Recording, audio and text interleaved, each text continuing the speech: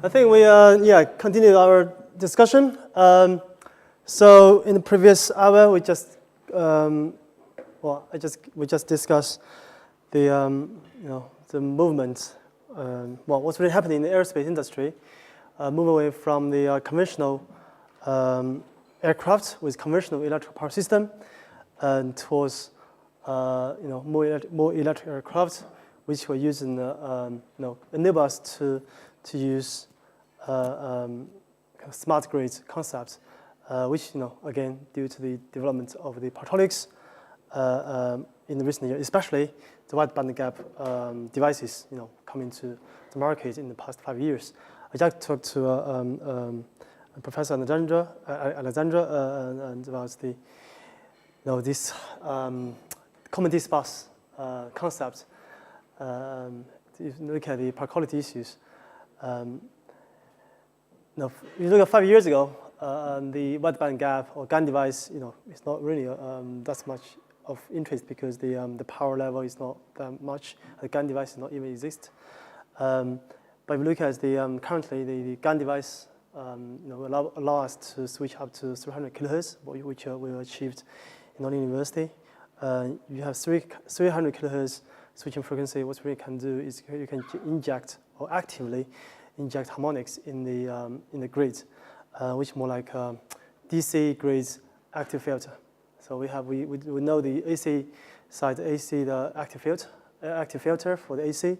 For DC, because the switching frequency goes high, recently, due to the wideband gap devices development, we can use a kind of active way to inject harmonics in the DC grid, and then to give it power quality better. I think we'll probably come back to the point later on anyway.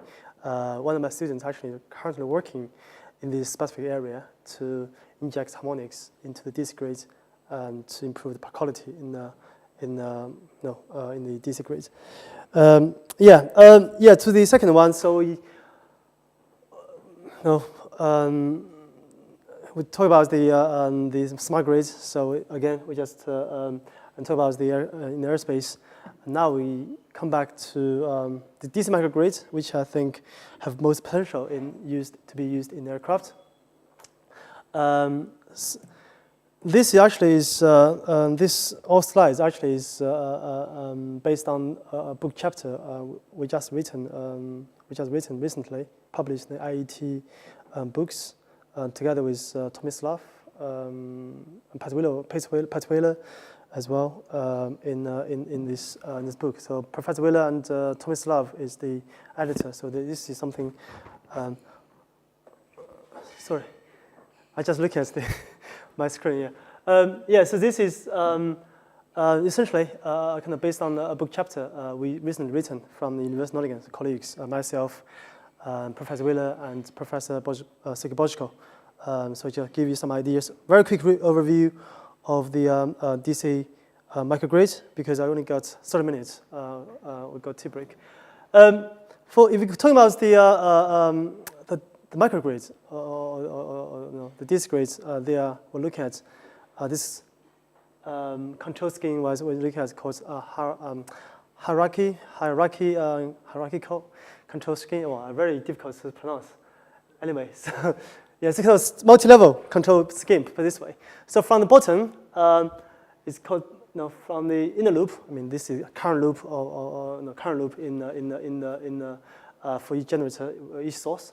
And you have primary, secondary, and tertiary control. In Nottingham University, or because for myself, because I'm mainly working on the aircraft side, so we are most working in these two areas, the primary and secondary. So primary essentially is used to locally to the generators. And what's really happening is the controller itself, for local source, put this way. And secondary control is to generate voltage shifting signals to primary control. So essentially, the primary control we can see in future, later on is droop control, put this way. So you ensure the power sharing. The secondary control we'll find out, later on the power sharing, yes, use droop control. You might have some errors there. So how can we, correct the power sharing error due to the primary control?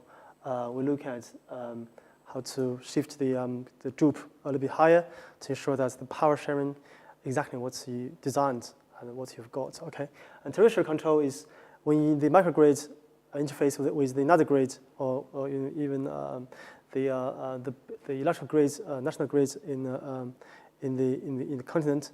You probably look at the energy management between different grids. Okay, so this is something not in university, as in myself, I'm not looking at, because for aerospace, you don't really have this at all, because the aircraft itself is kind of isolated land. You don't really have interface with the outside world, put this way. Only if it's on the ground. Normally, when it's on the ground, the aircraft only use the ground power. You don't really switch on your generators on board the aircraft. Okay, so essentially for non-university, for myself, looking at the droop control and the second control, which means to correct the power sharing errors due to the droop control. Okay, so as I said, the primary control is essentially to deal with power sharing between the different sources.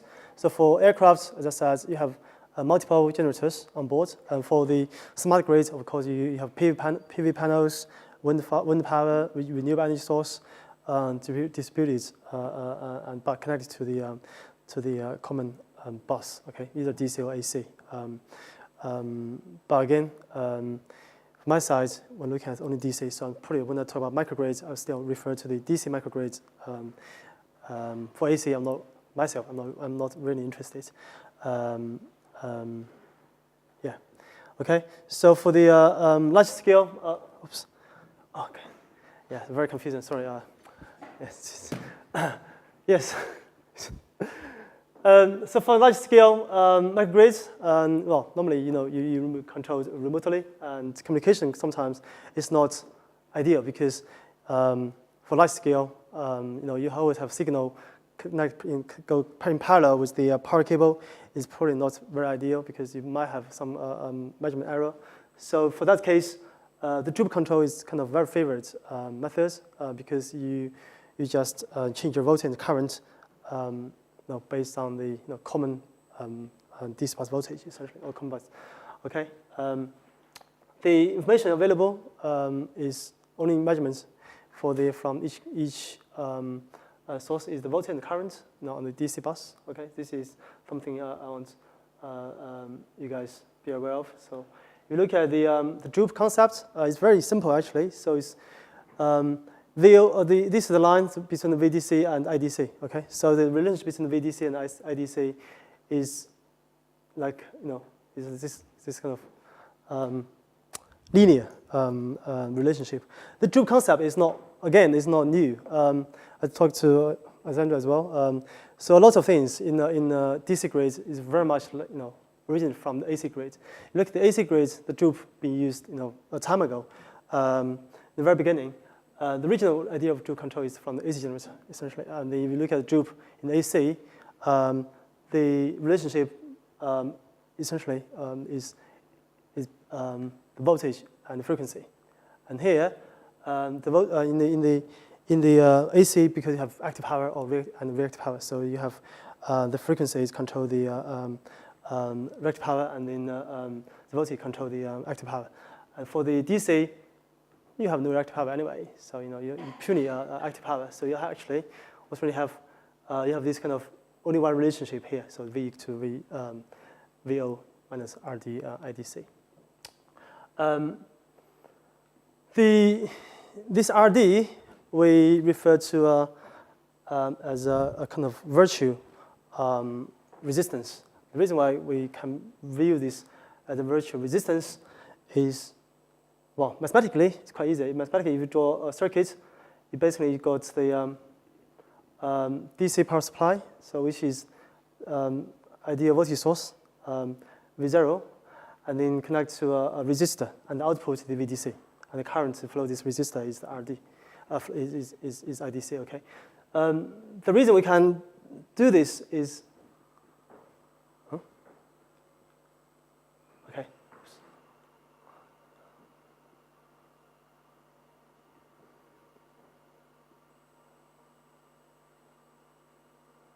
Yeah. So the reason we can do this, I think this. I'm not sure how many of you are familiar with this control loop. So you have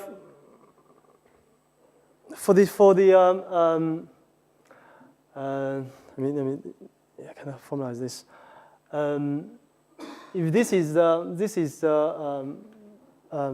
generator connect with AC to DC converter, okay. So you have two control loops. One is current loop, okay. Current loop is control the the current flow into the machine, ID and IQ, okay. ID control the flux, and IQ control the torque of the machine.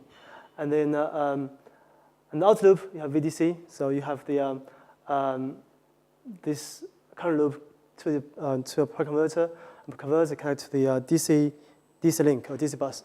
So you measure the DC voltage, feedback to the voltage loop, and you have this VDC reference generated by the droop here. So the DC current be measured, and then feedback, of course, the current loop. Okay, this is for DC. Well, this is you fed back to the current loop, which means it's the DC converter. And then IDC feed through this virtual resistance, and then to this feedback to this point, and find out the VDC reference is equal to VO minus IDC multiplied RD. Because the current loop and voltage loop, we assume, is very fast. Okay, so inner voltage loop, current loop are very fast dynamics. So which means the impedance of this converter is predominantly by this feedback droop gain. So essentially the RD. Okay, so this is the reason why this droop can be viewed as a virtual resistance. Really, because this with very fast dynamics. In that case, I can roughly view the VDC and IDC relation to be like this. Okay. If you have this one, and we know why it can be simplified to be VDC minus ID multiply IDC multiply RD. What's happening if I have two sources connected to a grid, DC grid, okay?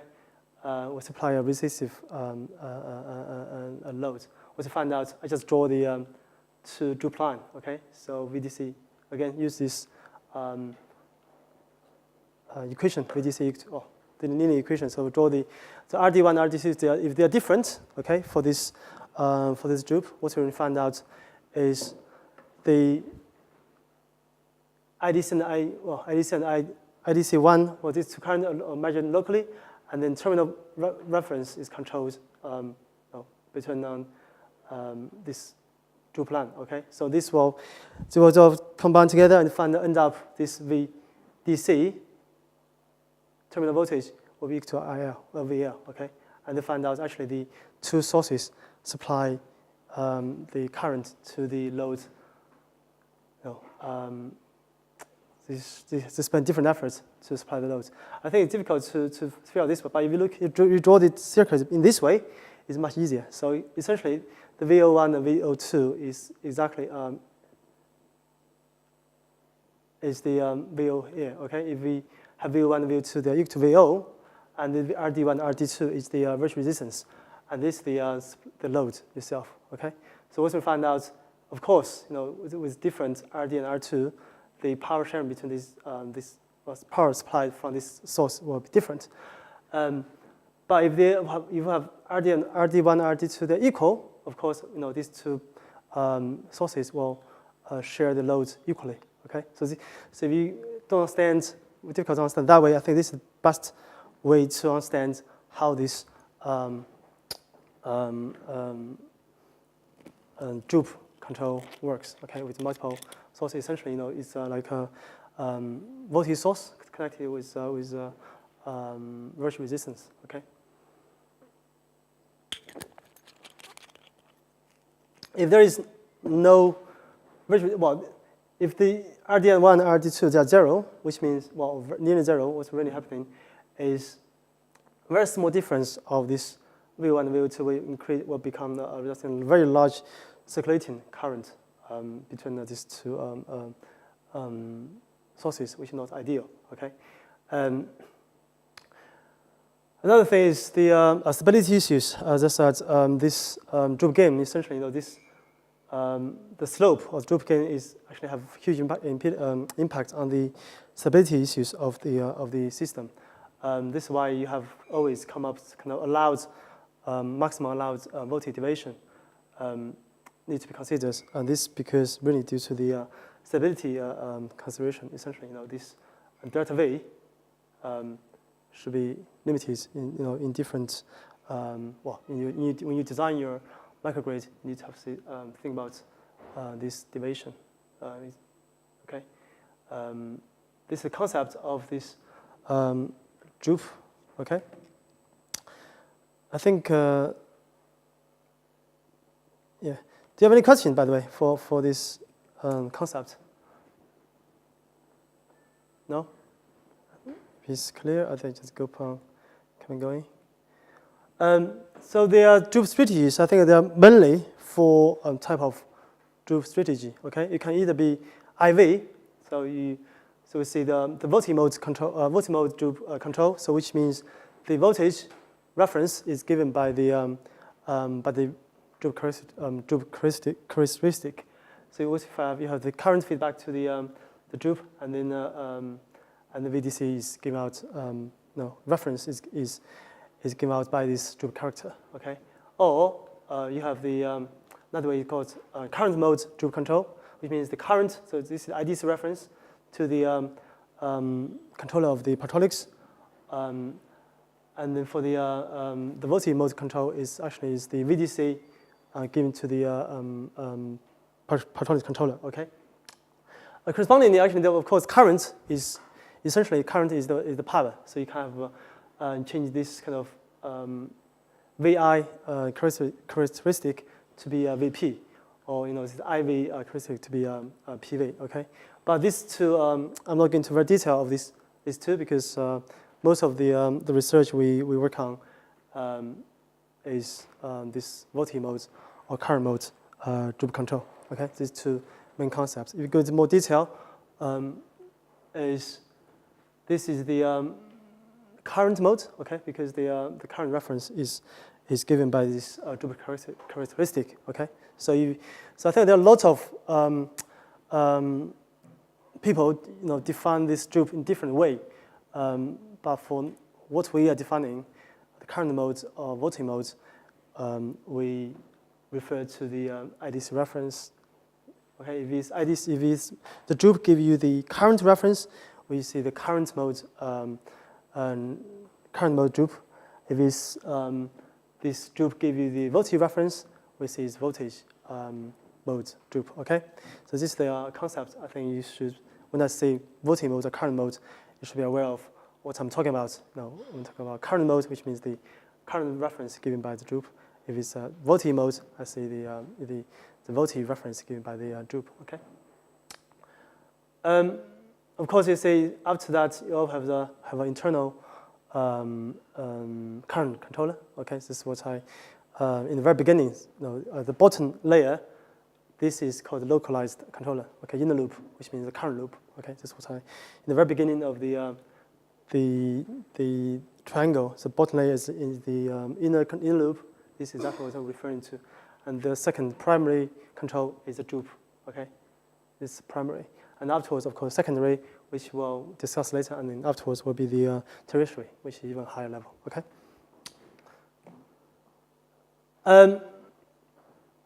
Again, as I said, there's some problem there for the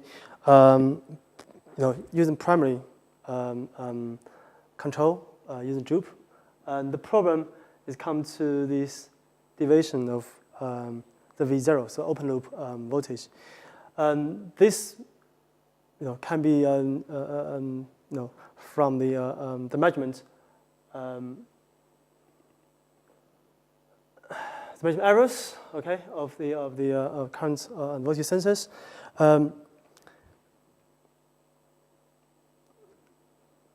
What's really happening is this two lines, if you see if there's no error between these two, VO1 and V2, if there's some measurements, you actually will find out this open loop we designed to be equal, but actually there's because some error there, it's not equal at all.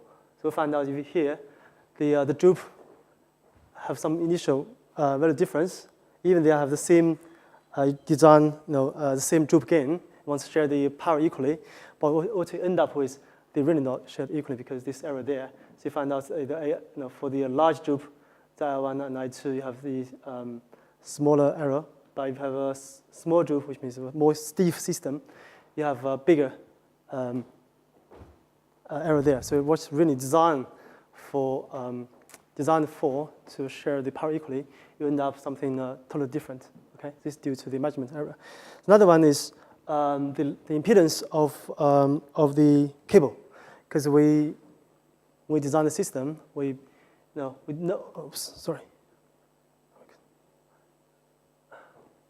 So we design the system. We can design the virtual resistance, but we don't know the cable lines resistance. Okay, so you find out I design a system. I know the VO1, VO2, even I know some methods they're equal. We find out if the impedance, line impedance considered in the system, we find out the VL. Okay, if we don't consider about the line, you end up with the items in the front. But because of the cable, what you find out is actually the third item on the in this equation. What you find out the IDC and IDC, the power sharing between these two.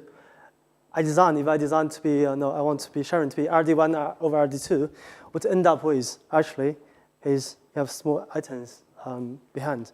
So actually, what you designed is not exactly what you get, because the cable impedance you consider. Okay, if you design to be these two, for aircraft, you have two generators which have same power. I want the power sharing equally, but I end up with is actually because cable probably different. They find out actually the power sharing are different at all. This is not ideal. This is something I think we should, as an electrical engineer, we should consider how can we get rid of the compensate this kind of impact from the line impedance and also from the error of the measurement. Okay, this is something we'll discuss later. So another way to look at is all the power sharing I talk about just now is static. So if in the transient period of time, you switch on some load, so what's the how the kind of systems they're sharing, the sources sharing the load in the transient period of time. This is all called dynamic power sharing. Okay, so what's really happening? The reason why I have considered about this because for the distributed generation system, you have different dynamics of different source. For example, the PV panel, the supercapacitor, or the battery. This supercapacitor, of course, has the fastest dynamics from source-wise. And then renewable energy for PV panel, probably not that as fast as the supercapacitor. And battery, somewhere in between, probably. So if this is happening, in the transient period of time, how these three systems respond to this quick change. This is something you should really think about when you design the system. So if you do the literature review, what people are proposing, you add in a kind of filter in series with the droop gain. Okay, so what we find out is by using this filter, I change the impedance of this system. We find out if you go next slide, is find out this whole system droop. The droop actually is you change it. It used to be 1 over RD or RD. You actually add a kind of DS there. So you actually adding a filter. You change the dynamic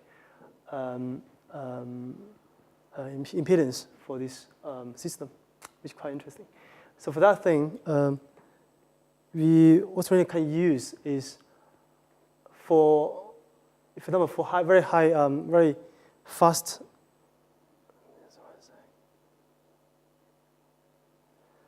Okay, that's example later. So this is the some example how to use this one. You have microgrid here, and you have different sources. You got acid battery, you got the supercapacitor. Of course, this supercapacitor is with much faster dynamics than the lead acid. Okay, and all this, of course, being controlled by Joule control technique. We find out for control of battery, it's a kind of lower pass filter for this in the Joule, and for the supercapacitor, I use the high pass filter. Okay, what's really happening is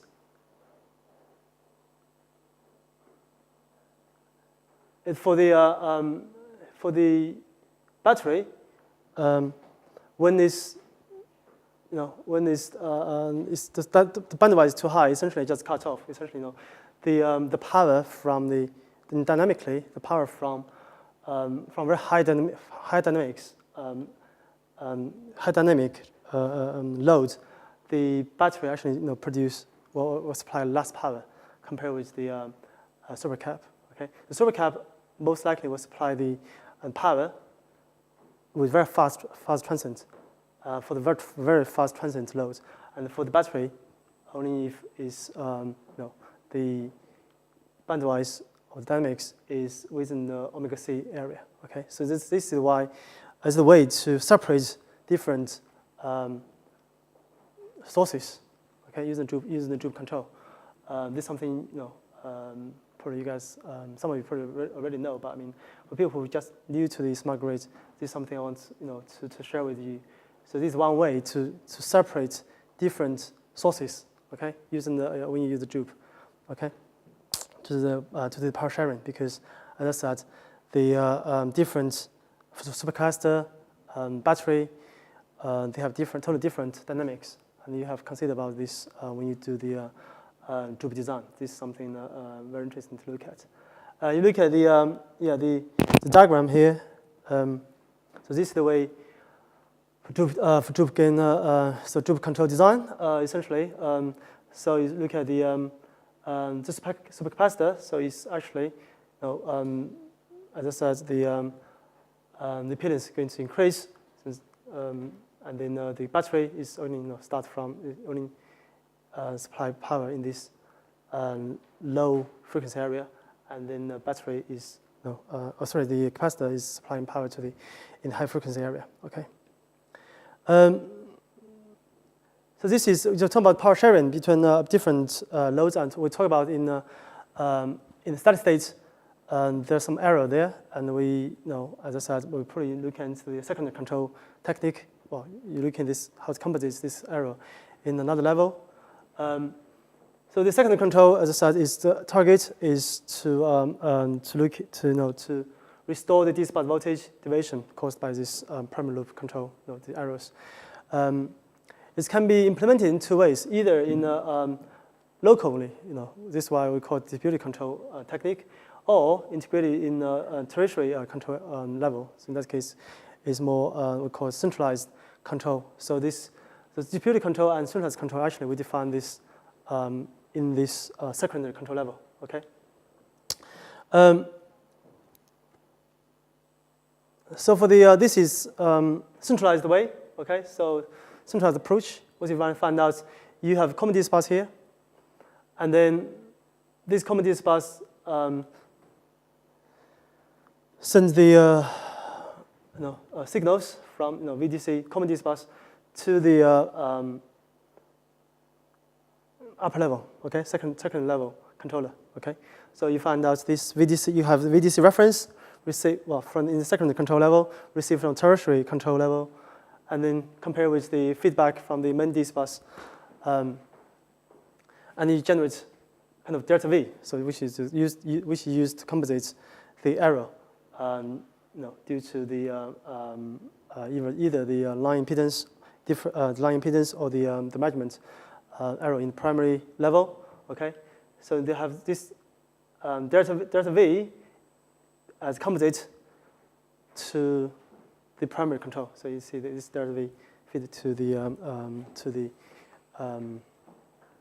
to the control loop here. So essentially what's really happening is you lifted this droop by delta V, okay? In that case, the VDC, the relationship between the VDC and current, actually you have the delta V 0, which means accommodates the error due to line impedance or due to the measurement error there. Okay, so this is one way to deal with it. Another way to look at the another way to deal with this deviation of the voltage is using the distributed control level.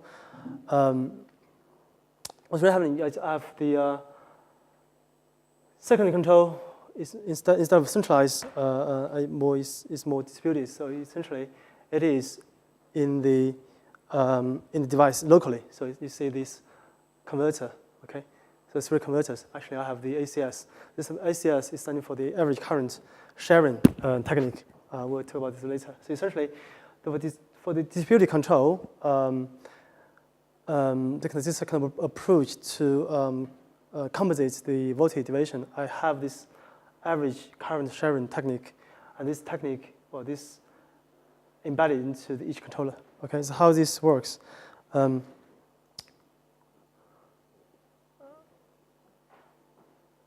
if you look at this diagram, let's start from this diagram. Okay, this is the have voltage source and different resistors. Okay, and connect parallel. I look at the voltage V and N. So the voltage across this these points. Okay, so what you've already found out is this V and N is the average, essentially the average value of all the voltage together, adding together, if I choose the resistors to be equal, okay? So if I choose the voltage to be equal, what we end up with is this Vn is give you the average of this all these voltage sources. So I can use this one. How can I use this one to be in my average current sharing strategy? Is so again, this is local. So we find out the current measurement, okay? Because current measurement is end of the day, the current sensor give you a voltage, okay? The current sensor give you output the voltage. If I connect this voltage, current output of current sensor connect with resistor, okay, and then to apply to a kind of average current signal bus, okay, the kind of signal bus altogether, what really end up with is exactly this, the diagram like this. So have a current sensor which is output the voltage source, and then connect a series with a resistor, which is the resistor here, okay. So in that case, on the average signal, current signal bus, what I can see is the average value of this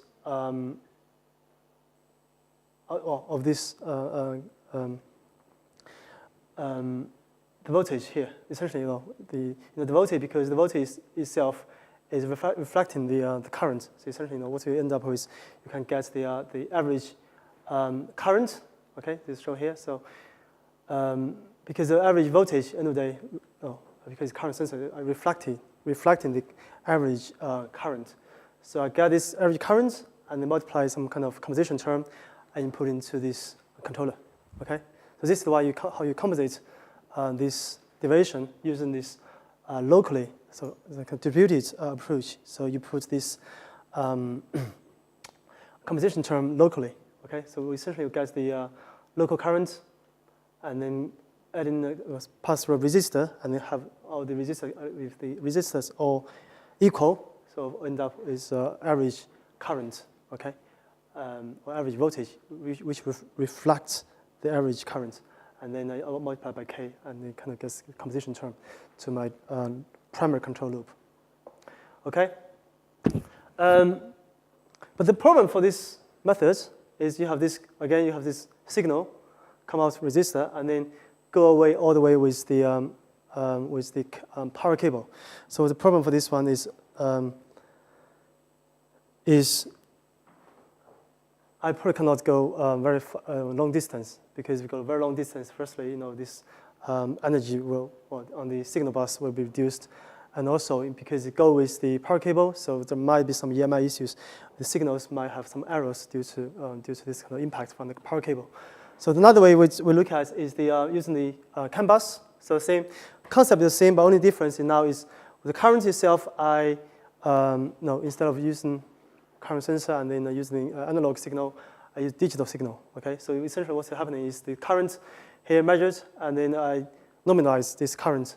Okay, and then use digital signal and put into the communication bus. Okay, which is the CAN bus, and then afterwards, doing some essentially all the value together gets the average current, and multiply because it's normalized, so multiply the normalized current multiplied by K, and then generates another delta V.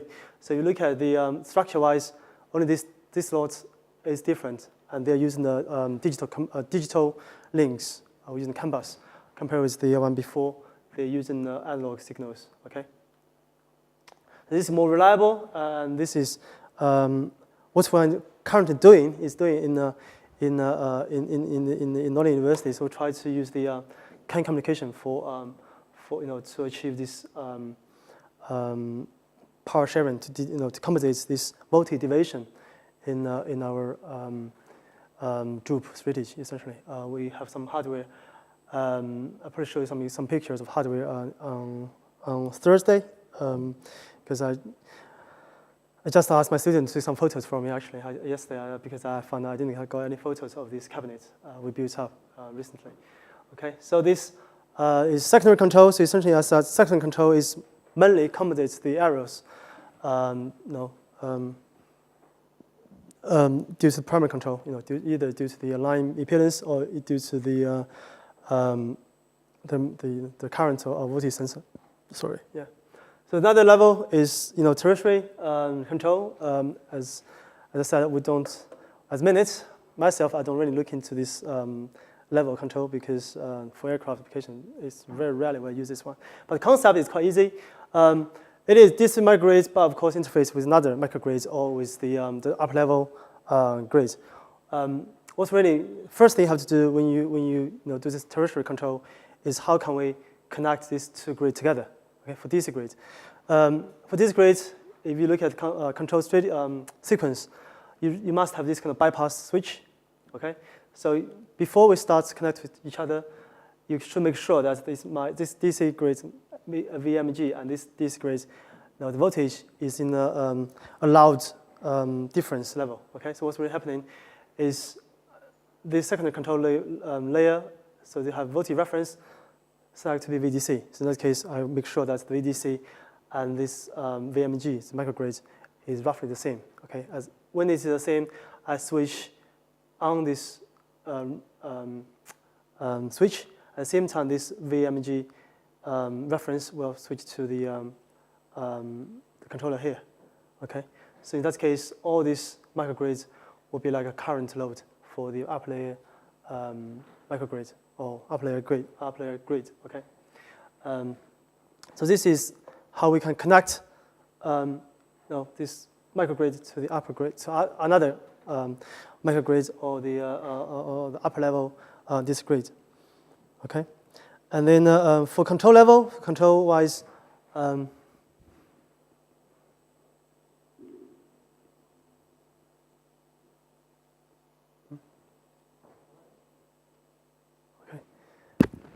So once the microgrid is connected to the upper level grid, so essentially this kind of tertiary controller will communicate with the called DSO, so distribution system operator, and then and at the same time communicate with secondary controller. Okay, and for different sources, you see the battery, the renewable energy, and utility. What's really happening is I have different modes. So I define at the secondary, at the tertiary level, I can define at which voltage I start to use which kind of source in this grid.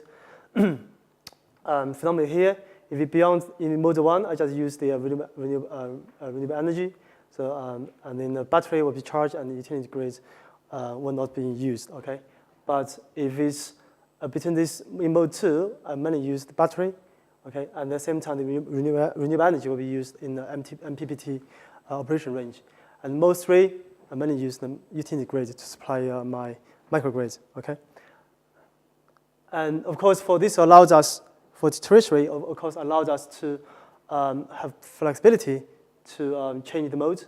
So if, for example, I move the mode to upper, which means this voltage level higher, so in that case, I can change the droop or the characteristic of different sources. Okay, and you can even completely delete the battery at some point if you need it, because sometimes the battery really hits the limit. You can, or too hot. You can just delete all the battery from the grid. This again is down to the very high level. So the tertiary level control. The secondary control is just follow the command from tertiary control and then operates accordingly. Okay. I think pretty much on time. So yeah. So essentially, a quick review for you guys. The different the concept of hierarchy control technique, control theory. Just as this is essentially one of the chapters we wrote recently to review the different control levels, the primary, secondary, and the tertiary control level. As again, I think the key message is primary control is the droop control, which to do power sharing, and secondary control is to compensate the voltage deviation due to this due to the different the measurement of sensor, and also due to the cable impedance. And there are two main types of droop control: voltage mode or current mode. I'll probably refer this again and again in the tomorrow, because there are a lot of people call different names, but in Nottingham we just voltage mode and current mode. Voltage modes, as I said, is depends on the reference. So if the VI give you the droop give you the voltage reference, we call voltage mode. If the droop give you the current reference, we will call current mode. Okay. And in the tertiary control level, again, as I said, it's mainly to responsible for the connecting the process to the MEG microgrid upgrade and to the management power management level. So this is 3 levels of this microgrid. I think this for today.